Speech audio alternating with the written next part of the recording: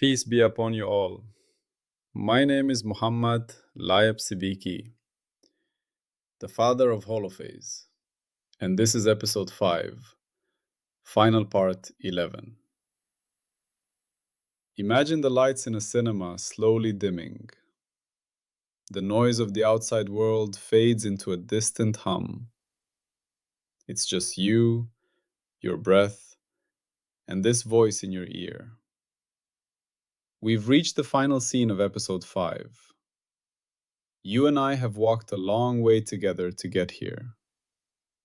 Now our task is to gather everything we've seen into one clear picture that you can carry inside your own mind, and then gently turn you toward what comes next. We began this journey with a question that sounds almost naive. What is real? It feels like the kind of thing you ask late at night with friends, or in a philosophy class that leaves you staring out of the window afterward. But when we followed that question seriously, it sharpened. It grew teeth. We looked at life itself, 4 billion years of relentless trial and error, as the first great experiment about reality. Every organism that misread the world too badly simply disappeared. Every organism that read it slightly better left more copies of itself behind. In that sense, every cell in your body is a survivor of a long, brutal entrance exam titled, "What is actually there, and how does it behave?" From that vast exam, one concept rose to the top: energy. Energy became the king of modern physics. It appeared in every major equation. We learned to count it, conserve it, exchange it, and track it. It seemed to slice through all domains: astrophysics, chemistry, biology, engineering. Energy looked like the deepest stuff of the universe. But in the earlier parts of this project, you watched us do something delicate and dangerous. We did not attack energy. We did not deny its central role. Instead, we gently lifted the crown off its head, not to throw it away, but to see what lies underneath. We asked, is energy really the ground floor of reality? Or is it a powerful summary of something deeper? Under that crown, we introduce something stranger and in another way simpler: a single continuous phase field, phi, the holophase. You can think of it as a universal rhythm field, a field of where we are in the cycle, defined at every point where physics works. In episode 5, we made a move that, if it is right, rearranges the internal architecture of how humans think about existence. We said, time, space, and motion are not three independent substances. There are three different ways of reading one underlying rhythm, phi. This is more than saying waves are important or everything is vibration. It is a precise bet that the dimensions we take for granted are dimensional echoes of a single phase field.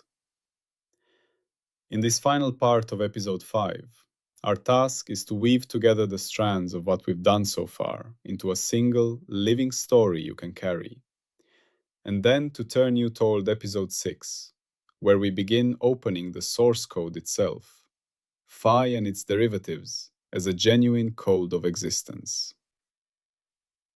1. Seeing time, space, and motion as three readings of one rhythm. Let's do a small experiment together. Take a breath. Feel your body. Then, for a moment, look at the world around you, not as you usually do, but through the eyes of the Holophase story. Start with time. Maybe there's a clock on the wall, or time glowing on your phone. Maybe you just feel the flow of moments, the sense that now is always sliding forward, that there is a before and after, that you can remember earlier moments and anticipate future ones. Next, notice space, the distance between you and the wall, the size of the room, the height of the ceiling, the way the furniture is arranged. Even if you close your eyes, You still hold a mental map of your home, your street, your city. You know where your bed is. You know how many steps roughly to the kitchen. Then notice motion. A car passing outside, someone walking nearby, the rise and fall of your breath, the tiny adjustments in your posture as your body balances itself, the scroll of text on a screen. Ask a child what reality is made of, and they might say, things in space changing over time. Ask a physicist, and they might say, fields and energy in space-time obeying laws. Different words, same skeleton. We have all lived inside a picture where space is the stage, time is the running of the show, motion is the actors changing their positions. These three feel so basic that we treat them as the background canvas and everything else as paint on the surface. Episode 5 took a sharp knife to that canvas. We asked, what if time, space, and motion are not the backdrop at all? What if they are three camera angles on a deeper dance? Imagine a dancer on a dark stage. One camera is fixed above, looking down at the floor. It emphasizes paths, shapes, and distances. That's your space view. A second camera is at the side, tracking how the dancer's position changes. That's your motion view. A third camera doesn't see the dancer directly. It tracks the beat of the music. That's your time view. 3 feeds, 1 dancer. Change the dance, and all 3 feeds change. In our story, that hidden dance is Fe, the Holophase, a continuous field of cyclic order running through reality. Time, space, and motion are 3 ways of reading how that field behaves. You have never held pure time, or pure space, or pure motion. You have only interacted with patterns that your senses and instruments interpret as durations, distances, and speeds. To make this more than philosophy, we looked at the instruments themselves: clocks, rulers, and speedometers. A clock is something that repeats: a pendulum, a crystal, an atomic transition, and we count those repetitions. Time becomes a tally of how many cycles occurred. In Holophase language, a clock counts how much phi has wound along some local rhythm. A ruler is a way to compare structure across space. How many times a standard unit fits along a path, or how many wavelengths of light fit between 2 points, or how long light takes to travel there and back. In phi language, a ruler probes how phi changes between locations, its spatial gradients. A speedometer measures how quickly something changes position relative to a clock. Wheel rotations per second, frequency shifts in radar echoes, shifts in an image on your retina per unit time. In phi language, speed is how fast a recognizable feature in the phi pattern drifts across the underlying gradients, measured against phi's local cadence. This was our first big insight. Clocks, rulers, and speedometers are all phase instruments. Time, space, and motion are 3 different readouts of phi: 1 invisible rhythm, 3 apparent dimensions, 1 actor, 3 masks. 2. Cadence and curvature, how phi shapes the stage. If phi is truly the underlying rhythm, then it isn't just making the readings on our instruments, it is shaping the stage itself. Here, 2 key ideas appear: cadence and curvature. We only touched them briefly in episode 5 because they will come back with full mathematical depth later. For now, think of them as 2 aspects of how phi builds our sense of a world. Cadence is about how fast phi is ticking at a place or along a path. Curvature is about how phi prefers to oscillate across space, where patterns travel easily and where they bend. Cadence first. Imagine two rooms. In each, there is a drummer playing the same rhythm, but one drummer plays a little faster. If you base your sense of time on the slower drummer, walking into the faster room feels like reality has sped up. If you base it on the faster drummer, the slower room feels stretched and heavy. Relativity tells us that clocks tick at different rates in different conditions. Near a massive object, at high speeds, in different gravitational potentials. Holophase says that is phi's cadence changing.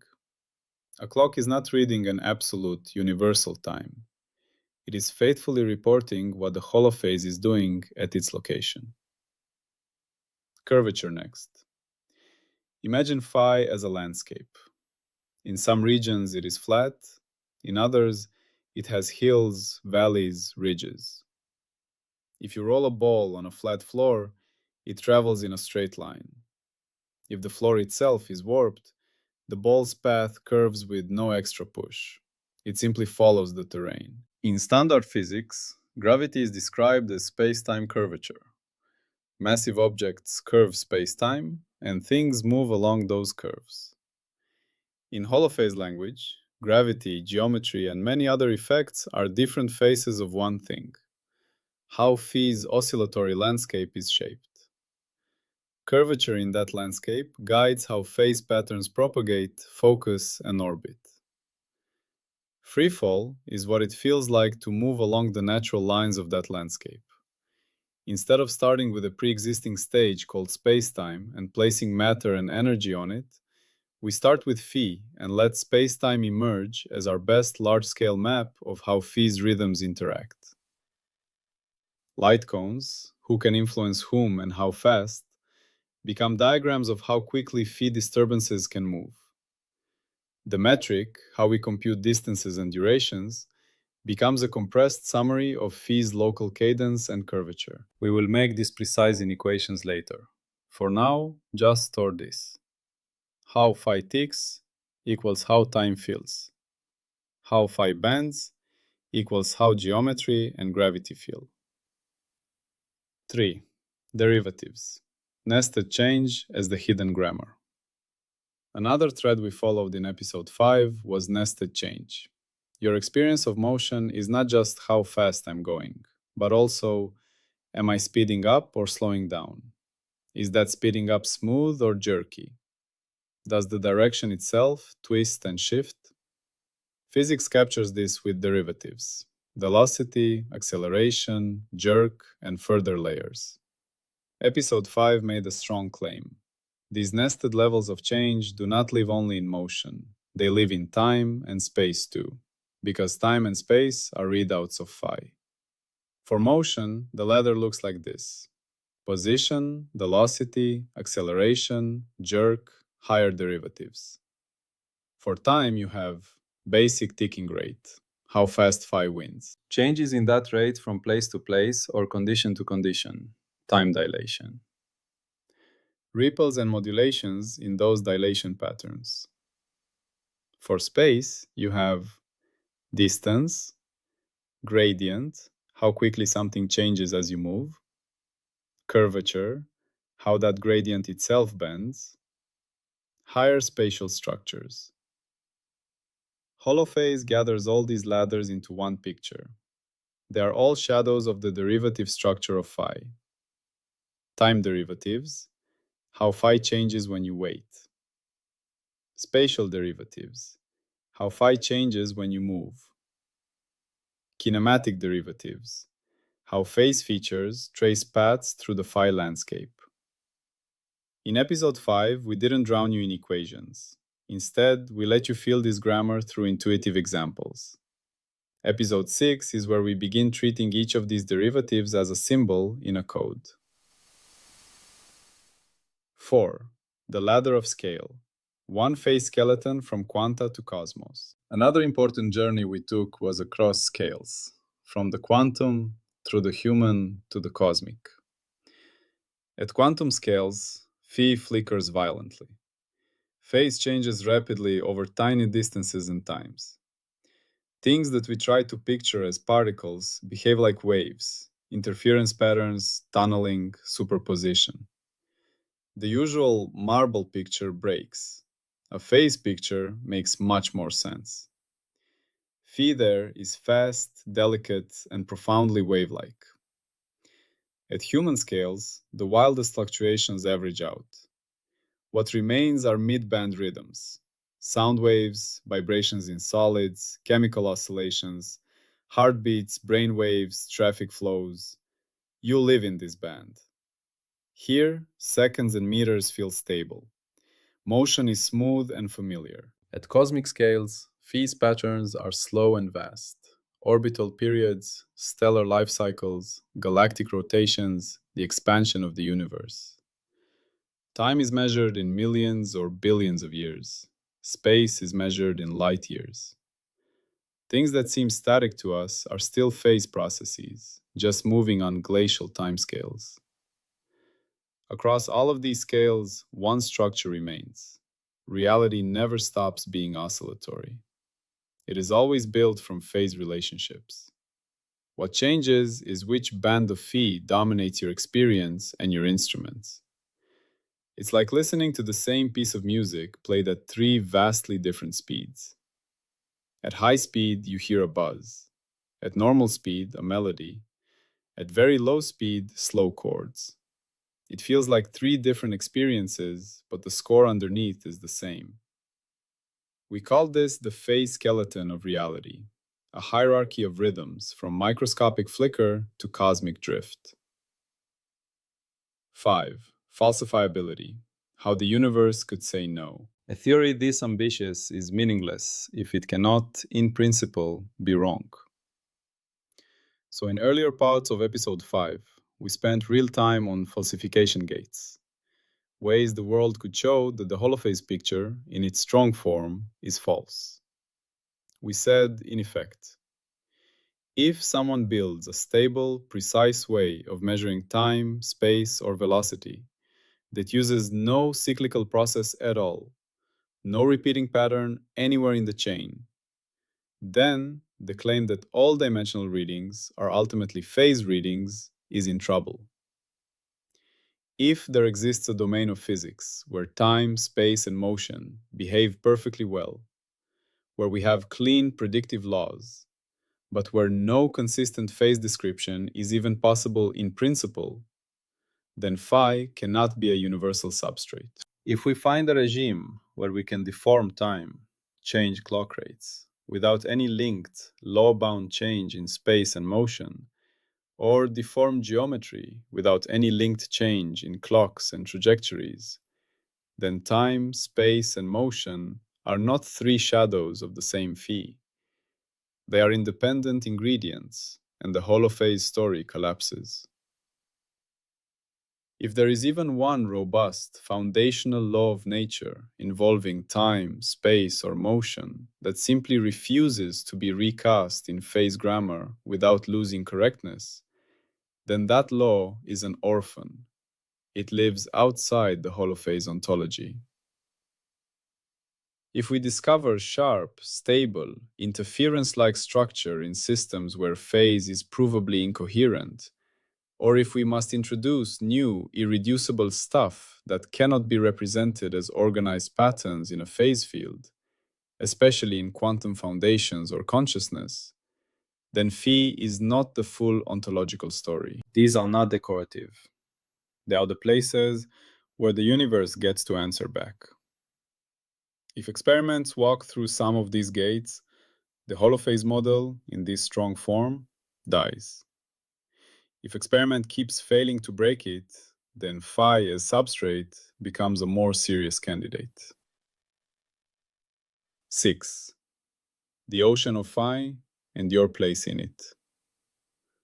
Now I want to leave you with one final image, a compact way of holding everything we've done in episode 5. Picture an infinite ocean, not of liquid, but of rhythm. At every point in this ocean, something is cycling, like a tiny clock hand sweeping around a circle. The angle of that hand is phi. In some regions, the hands turn quickly, in others, slowly. In some regions, neighboring hands are almost aligned, creating calm, wide swells. In others, they are jumbled, creating turbulent chop. You live as a complex, self-maintaining pattern in this ocean, a kind of structured whirlpool of phi. When you say time is passing, what you're really doing is counting how many cycles of the local wave have lifted and dropped you. When you say that wall is 3 meters away, you're comparing how the phase pattern looks here versus how it would look there. When you say that car is moving fast, you're noticing how quickly a particular pattern in phi slides relative to your local reference. From inside your whirlpool, it feels like there is a 3D space, a one-way time, and moving objects. From the perspective of the ocean, it is all just phi, rising, falling, propagating, combining, knotting into stable patterns, and unraveling again. In this image, the laws of physics are rules about which wave patterns are allowed, how they can combine, resonate, form stable structures, or decay. Energy is not a mysterious substance. It is a tally of the intensity and structure of phi patterns, constrained by symmetries. Space-time is not a glass tank containing the ocean. It is our large-scale map of how phi can flow, who can influence whom, along which paths, and in what effective time. And you? You are phi folding into a self-aware pattern, thinking about phi. If I compress episode 5 into one sentence, it is this. Time, space, and motion are three intertwined ways the holophase writes itself into experience. 7. Standing at the door of episode 6. So where does this leave us? It leaves us at a door labeled episode 6. So far, we have mostly read the story in translation. We met phi, the holophase, as a universal rhythm field. We reframed time, space, and motion as three-dimensional echoes of phi's cadence, gradients, and flows. We walked the ladder of scale, from quantum to human to cosmic, and saw that reality never leaves the realm of oscillation. We introduced cadence and curvature as the first hints of how phi shapes the stage. We laid out real ways for the universe to say no. What we have not yet done is open the in which this story is written, the language of phi's derivatives. Episode 6 is where we begin to do that. Do not picture a wall of symbols designed to exclude you. Picture a careful tour through an alphabet of change. How phi varies in time, how phi varies in space, how patterns in phi move, how curvature and higher derivatives emerge. We will treat these not as abstract mathematics floating above reality, but as letters in a code. Then we will show how combinations of these letters can spell particles and fields, forces and flows, energy and momentum, information, memory, and even the beginnings of meaning. When I say code of existence, I'm not pointing to a mystical number.